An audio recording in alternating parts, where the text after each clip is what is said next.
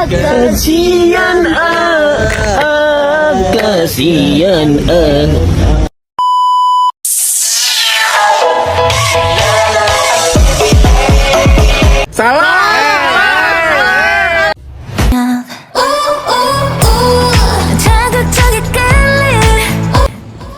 Agama Islam masuk ke kawasan Asia Tenggara dibawa oleh para pedagang. Mereka melaksanakan dakwah sambil berdagang, lalu bersambung dengan hubungan keluarga atau pernikahan dan relasi damai lainnya.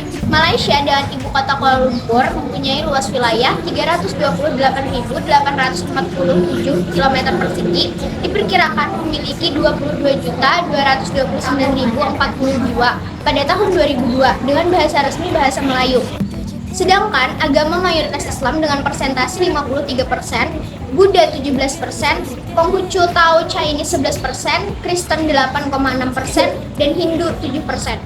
Malaysia terletak di dekat Khatulistiwa dan beriklim tropis. Sebutan untuk kepala negaranya adalah Yang di-Pertuan Agung dan pemerintahannya dikepalai oleh Perdana Menteri.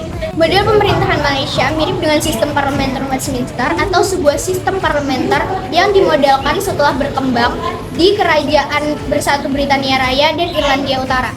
Suku Melayu menjadi suku terbesar dari populasi penduduk Malaysia. Penduduknya sebagian besar atau sekitar 61% terdiri dari suku Melayu pribumi. Sedangkan masyarakat pendatang terdiri dari Muslim dan non-Muslim, yaitu Muslim dari Indonesia, diantaranya berasal dari suku Minangkabau, Jawa, Banjar, Bugis, Aceh, dan Mandailing. Juga terdapat Muslim dari Cina, Turki, Persia, dan Pakistan. Adapun non-Muslim berasal dari Cina dan India. Mayoritas penduduk Muslimnya menganut Sunni dan bermazhab Syafi'i. Menurut Azumardi Azra, bahwa tempat asal datangnya Islam ke kawasan Asia Tenggara termasuk di Malaysia, sedikitnya ada 3 teori, yaitu yang pertama, Islam datang langsung dari Arab atau dari Hadramaut. Yang kedua, Islam datang dari India, yaitu dari Gujarat dan Malabar. Yang ketiga, Islam datang dari Bengali atau dari Bangladesh. Sedangkan Ahmad M. Sewang menyatakan bahwa penerimaan Islam di Nusantara memperlihatkan 2 pola yang berbeda. Pola yang pertama atau yang biasa disebut bottom up menyatakan bahwa Islam diterima terlebih dahulu oleh masyarakat lapisan bawah, kemudian berkembang dan diterima oleh masyarakat lapisan atas atau elit penguasa kerajaan. Pola yang kedua atau yang biasa disebut top down menyatakan Islam diterima langsung oleh elit penguasa kerajaan, kemudian disosialisasikan dan berkembang ke masyarakat lapisan bawah. Pola pertama melalui jalur perdagangan dan ekonomi yang melibatkan orang dari etnik dan ras yang berbeda-beda bertemu dan berinteraksi, serta bertukar pikiran tentang perdagangan, sosial, politik, dan keagamaan.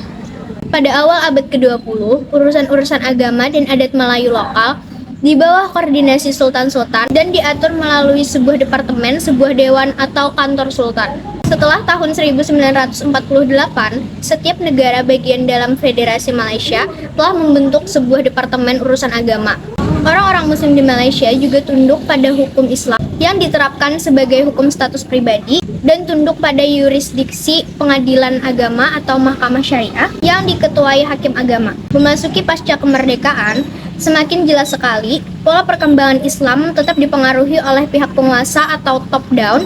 Warisan Undang-Undang Malaka yang berisi tentang hukum Islam berdasarkan konsep Qur'ani berlaku di Malaysia. Di samping itu, ada juga Undang-Undang Warisan Kerajaan Pahang yang diberlakukan di Malaysia, yang di dalamnya terdapat sekitar 42 pasal di luar keseluruhan pasal yang berjumlah 68. Sehingga dapat dikatakan bahwa perkembangan Islam di Malaysia hampir tidak memiliki hambatan. Bahkan ditegaskan dalam konstitusi negaranya bahwa Islam merupakan agama resmi negara. Di Kelantan, hukum hudud atau pidana Islam telah diberlakukan sejak 1992.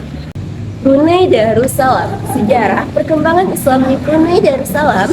Islam mulai berkembang dengan pesat di Kesultanan Brunei sejak Syarif Ali diangkat menjadi Sultan ketiga Brunei pada tahun 1425. Sultan Syarif Ali adalah seorang ahlul bait dari keturunan cucu Rasulullah Shallallahu Alaihi Wasallam, Hasan, sebagaimana tercantum dalam batu tersilah atau prasasti dari abad ke-18 Masehi yang terdapat di Bandar Sri Begawan, ibu kota Brunei Darussalam. Sejak Malaka yang dikenal sebagai pusat penyebaran dan kebudayaan Islam jatuh ke tangan Portugis tahun 1511, banyak ahli agama Islam yang pindah ke Brunei. Masuknya para ahli agama membuat perkembangan Islam semakin cepat menyebar ke masyarakat. Kemajuan dan perkembangan Islam semakin nyata pada masa perkembangan Sultan Balkiyah, Sultan kelima, yang wilayahnya meliputi Suluk, Selandung, Kepulauan Sulu, Kepulauan Nalabak, Pulau Banggi, Pulau Palembangan, Matanami, dan Utara Palawan. Pada tahun 1888 sampai 1983, Brunei berada di kekuasaan Inggris. Brunei merdeka sebagai negara Islam di bawah pimpinan Sultan ke-29, yaitu Sultan Hassanal Bolkiah Muizzuddin wad-Daulah, setelah memproklamasikan kemerdekaan pada 31 Desember 1983. Gelar Muizzuddin wad-Daulah atau penata agama dan negara menunjukkan ciri keislaman yang selalu melekat pada setiap raja yang memerintah. Pada tahun 19 Desember 1846, Pulau Labunan dan sekitarnya diserahkan kepada James Brooke. Sedikit demi sedikit, wilayah Brunei jatuh ke tangan Inggris melalui perusahaan-perusahaan dagang dan pemerintahannya, sampai dengan wilayah Brunei kelak berdiri sendiri di bawah protektorat Inggris di tahun 1984. Pada saat yang sama, persekutuan Borneo Utara, Britania, sedang meluaskan penguasaannya di timur Laut Borneo. Pada tahun 1888, Brunei menjadi negara di bawah perlindungan kerajaan Britania dengan kedaulatan dalam negeri. Pada tahun 4 Januari 1979, Brunei dan Britania Raya telah menandatangani perjanjian kerjasama dan persahabatan. Perjanjian tersebut berisi 6 pasal. Setelah 96 tahun di bawah pemerintahan Inggris, Brunei resmi menjadi negara merdeka di bawah Sultan Hassanal Bolkiah pada 1 Januari 1984. Setelah merdeka, Brunei menjadi sebuah negara Melayu Islam di Baraja.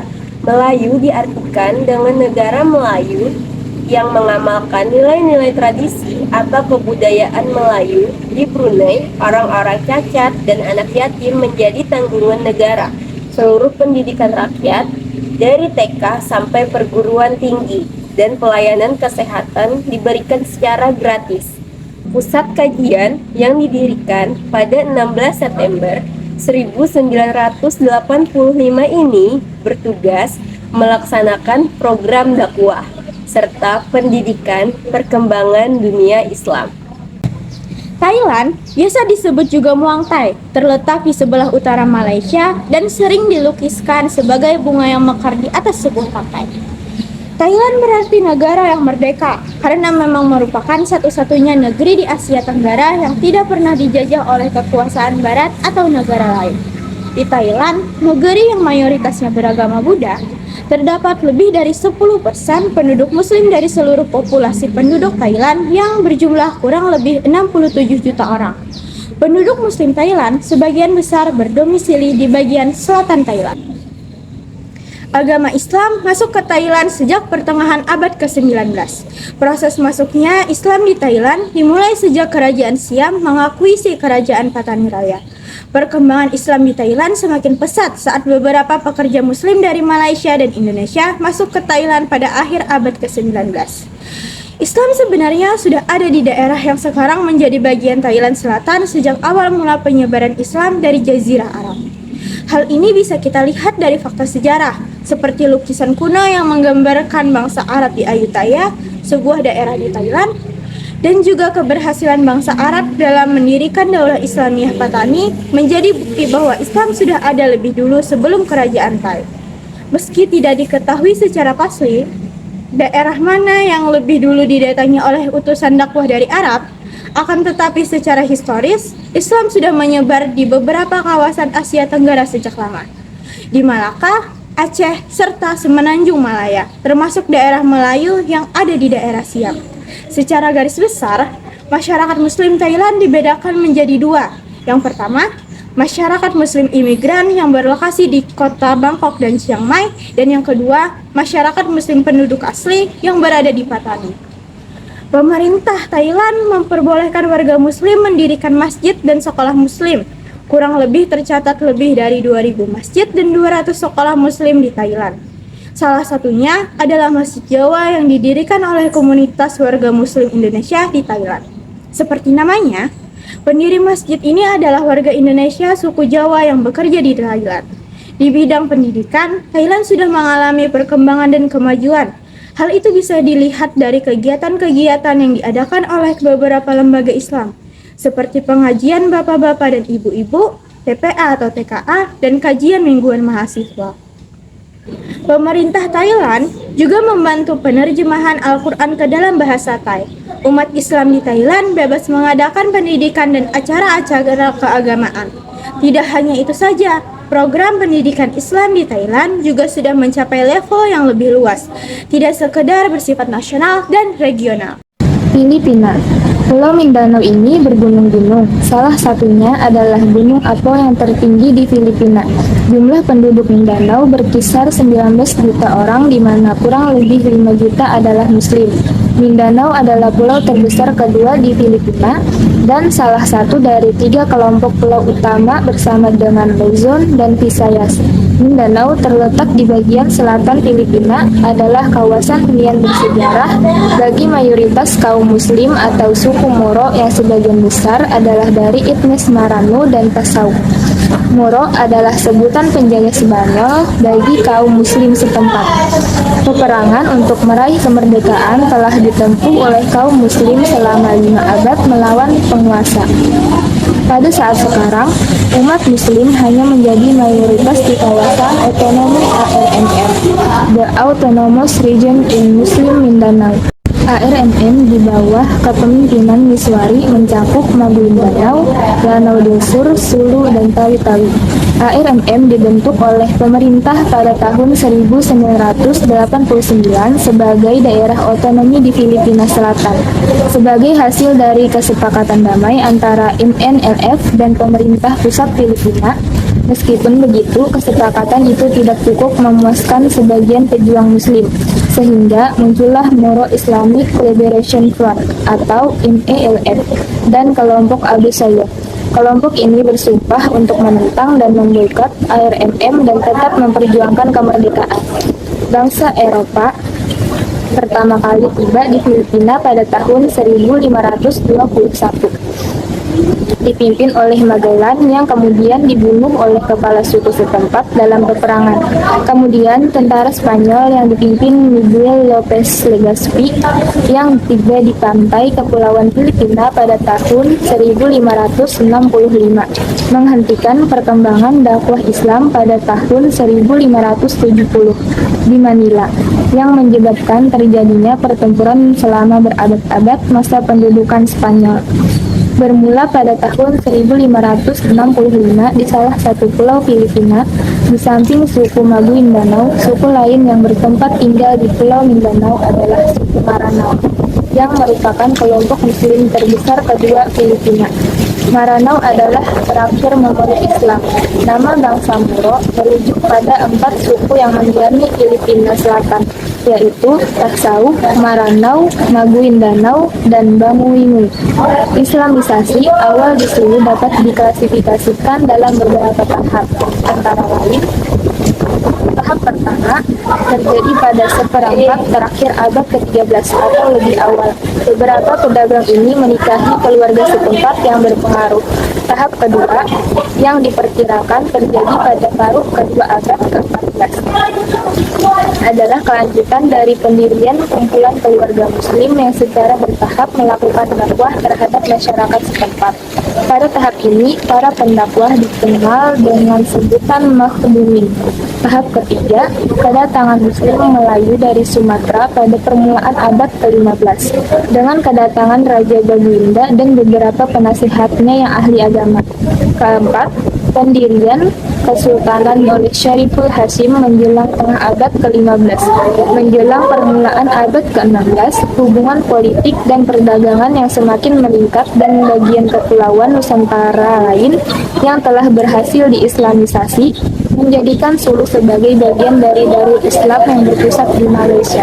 Sekitar abad ke-16 dan beberapa dekade pada abad ke-17, persekutuan politik dengan kerajaan-kerajaan Islam yang bertetangga untuk menghadapi bahaya penjajahan dan kristenisasi Barat dan para pendakwah yang terus berdatangan menjamin keberlangsungan Islam hingga sekarang. Setelah Filipina merdeka pada tahun 1946, di mana Pulau Mindanao dan Sulu dijadikan bagian Republik Filipina, hubungan antara Muslim Filipina dan negara berkembang semakin kuat. Hubungan ini ditandai dengan munculnya pelajar Mindanao ke Universitas Al-Azhar dan banyaknya beasiswa yang disediakan oleh negara-negara Arab. Vietnam merupakan salah satu negara komunis di dunia dan bernama resmi Sosialis Republik Vietnam. Negara ini terletak di ujung timur semenanjung Indochina, kawasan Asia Tenggara. Vietnam merupakan negara terpadat ke-13 di dunia dengan populasi sekitar 84 juta jiwa. Nah, sejarah perkembangan Islam di Jawa itu tidak terlepas dari Putri Champa, seorang putri dari kerajaan Majapahit yang biasa disebut dengan Putri Champa. Kerajaan Champa adalah kerajaan yang pernah menguasai daerah yang sekarang termasuk Vietnam Tengah dan Selatan. Kemudian, para ahli sejarah berbeda pendapat tentang penentuan tahun masuknya Islam ke Vietnam. Namun mereka sepakat bahwa Islam telah masuk ke tempat ini pada abad ke-10 dan ke-11 Masehi melalui India, Persia, dan pedagang Arab, dan menyebar antara masyarakat Cham. Namun baru setelah invasi 1471, pengaruh agama ini menjadi semakin cepat. Pada abad ke-17, keluarga bangsawan Champa juga mulai memeluk agama Islam. Orang-orang Cham sendiri itu adalah sebutan untuk orang-orang kerajaan Champa yang berorientasi kepada agama Islam. Perkembangan agama Islam di negara komunis Vietnam saat ini sebagaimana dilansir kantor berita AFP pada tahun 2010 lalu merilis data jumlah penduduk muslim di daerah tersebut sekitar 1.300 jiwa. Namun menurut situs religiouspopulation.com, jumlah umat Islam di ibu kota Ho Chi Minh mencapai 5.000 orang. Rumah makan yang menawarkan makanan halal dan masjid serta madrasah juga banyak ditemukan. Secara umum, total populasi muslim terutama dari komunitas Cham di negara yang berpenduduk 84 juta orang itu sekitar 100.000 orang. Dan juga, umat Islam Vietnam banyak yang loyal pada suku-suku beragam dan dapat dibagi pada 3 kelompok. Kelompok pertama, Muslim Cham yang merupakan kelompok mayoritas. Kelompok kedua, umat yang berasal dari suku-suku yang beragam. Mereka adalah pedagang muslim yang datang dari negeri-negeri yang beragam, kemudian menikah dari anak-anak negeri tersebut seperti Arab, India, Indonesia, Malaysia, dan Pakistan. Dan jumlah mereka merupakan kelompok terbesar dari jumlah umat Islam secara keseluruhan. Kelompok ketiga, muslim dari warga Vietnam asli, dan mereka adalah warga Vietnam yang masuk setelah berinteraksi dengan para pedagang muslim dan komunikasi secara baik, seperti Kampung Tandu pada bagian kota Tan An, baik dengan masuknya warga kepada Islam atau mereka masuk Islam melalui pernikahan. Berdasarkan data dari pemerintah, Islam adalah agama dengan pemeluk terkecil dari 6 agama yang berkembang di Vietnam. Kegiatan keagamaan masih di bawah kontrol pemerintah Vietnam yang beraliran komunis. Walau berada di bawah kekuasaan pemerintah komunis yang mengontrol dengan ketat, Muslim Cham dapat menjalankan ibadah dengan bebas dan nyaman. Bahkan banyak fasilitas dan bantuan yang diberikan oleh pemerintah kepada Muslim Cham, terutama dalam hal pendidikan. Dan sekarang agama Islam yang berkembang saat ini di Vietnam beraliran Sunni dan Bani. Muslim Sunni yang tersebar di seluruh penjuru negara itu bermazhab Syafi'i. Singapura adalah negara kepulauan yang terletak di penghujung selatan semenanjung Malaya. Luas wilayah negara Singapura ini hanya sekitar 583 km persegi. Penduduk negara Singapura kebanyakan mayoritas pendatang yang berasal dari etnis Cina. Cara masuknya Islam ke negara Singapura tidak berbeda dengan cara masuknya Islam ke negara-negara lain, yaitu dengan cara perdagangan. Umat Islam di Singapura menganut mazhab Imam Syafi'i dengan paham teologi Asy'ariyah. Adanya hukum Islam di negara Singapura tidak terlepas dari peran-peran penting umat Islam di negara Singapura. Selanjutnya, pemerintahan Singapura mengeluarkan undang-undang parlemen dan menerima undang-undang administrasi Islam atau disebut dengan AMLA.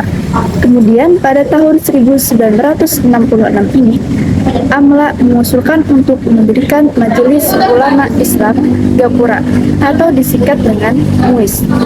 Tugas MUIS ini sama halnya dengan tugas MUI di Indonesia, yaitu mengurus segala kegiatan agama, mengurus segala kegiatan Islam di negara Singapura.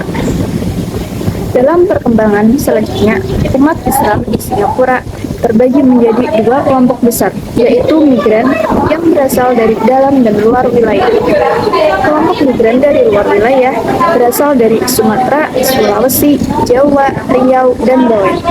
Migran yang berasal dari luar wilayah secara umum berasal dari golongan kaya dan terdidik. Kelompok ini pula akhirnya membentuk kelompok elit sosial dan ekonomi Singapura. Mereka mempelopori perkembangan Singapura sebagai pusat pendidikan dan penerbitan muslim. Di samping itu, mereka juga sebagai penyumbang terbesar untuk pembangunan masjid, lembaga pendidikan, dan organisasi sosial Islam lainnya, seperti keluarga Al-Segad, Al-Kaf, dan juga Al-Junaid. Myanmar dahulu bernama Burma. Islam di Myanmar merupakan kelompok minoritas di tengah-tengah agama Buddha. Kaum muslimin pada umumnya tinggal di Provinsi Arakan, Myanmar bagian barat. Penduduk Myanmar yang beragama Islam tercatat 7% dari total jumlah penduduk. Mereka hidup dalam kemiskinan akibat rezim komunis yang berkuasa. Selain itu juga karena perlawanan dari umat Buddha terhadap umat Islam. Islam masuk ke Myanmar melalui dakwah, tetapi belum tersebar luas, walau telah tersebar ke sejumlah wilayah seperti Arakan. Islam sampai ke Myanmar melalui jalur perdagangan dan dakwah. Kala itu, wilayah tersebut masih disebut Burmanja. Di bagian barat terdapat kerajaan Arakan. Mayoritas penduduknya Muslim, bertetangga dengan Bengal yang merupakan wilayah Islam. Dari sanalah Islam terus meluas ke wilayah Burmania lainnya. Selanjutnya, perkembangan Islam di Myanmar mendapatkan perlawanan sengit dari pengikut agama Buddha. Pada tahun 686 Hijriah, Muslim Tartar, bangsa Mongol menginvasi Burmania melalui Cina dan berhasil melengsarkan rajanya serta memberi kebebasan untuk memeluk agama sesuai keyakinannya. Sebagian masyarakat masuk Islam dan sebagian lainnya memeluk agama Buddha. Tatkala Suja Saudara Aurangzeb, penguasa Imperium Mughal di Hindustan, melarikan diri ke Burmania, mereka berbaur dengan para penduduk sambil menyebarkan agama Islam. Islam di Myanmar bermula dari kaum muslim di Arakan yang berasal dari suku Rohingya. Mereka membentuk organisasi Solidaritas Rohingya dengan presidennya Muhammad Yunus. Organisasi Solidaritas Rohingya pernah meminta kepada Organisasi Konferensi Islam atau OKI untuk menekan pemerintah Myanmar agar menghormati hak-hak minoritas muslim sebagaimana yang dilakukan OKI terhadap pemerintah Bulgaria. Sikap Muslim Rohingya terhadap sosialis Myanmar terbagi menjadi dua. Yang pertama, kelompok yang berintegrasi dalam partai sosialis yang berkuasa. Tujuan kelompok ini adalah untuk melindungi kelompok minoritas dari kekerasan penguasa. Mereka mengembangkan agama Islam melalui jalur pendidikan atau dakwah. Organisasi Solidaritas Rohingya termasuk dalam kelompok ini. Yang kedua, kelompok muslim yang membentuk organisasi Gerakan Pembebasan menentang pemerintah Myanmar. Mereka membentuk Front Nasional Pembebasan Rohingya. Front ini bekerja sama dengan Tentara Pembebasan Nasional Karen. Karen adalah suatu provinsi di bagian selatan Myanmar yang berbatasan dengan Thailand. Masyarakat Karen memperjuangkan pemisahan diri dari Myanmar.